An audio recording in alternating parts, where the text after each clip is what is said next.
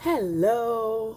So I want to quickly share something that I feel like I'm just learning, or maybe I'm just kind of like internalizing it.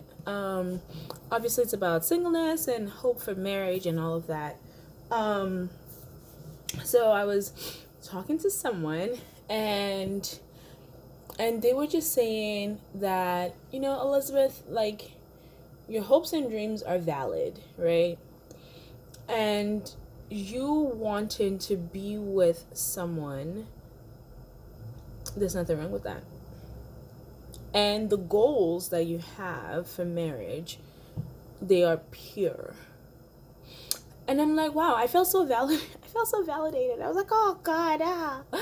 But what they said that I'm just trying to internalize is, they said, Elizabeth, you want to be with someone who will be better because of you, and you will be better because of him. And I'm like, yeah, yeah.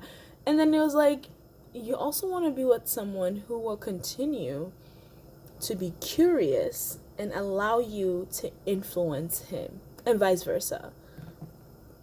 And I was like, yeah, that's what I want.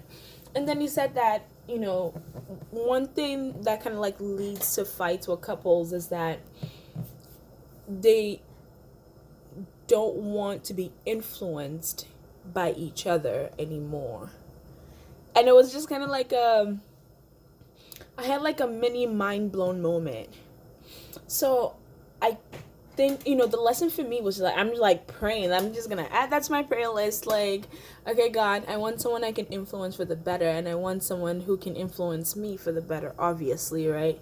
And I feel like that's what I've always wanted, but like, you put it into words that made sense for me, right? So I just want to encourage everyone out there who, maybe you're talking to someone or you're interested in someone, but it doesn't look like they want to be influenced by you. Uncle, auntie, maybe you don't need that in your life. That, like, maybe you don't, because like, the more I think about it, obviously I haven't digested this like a whole lot.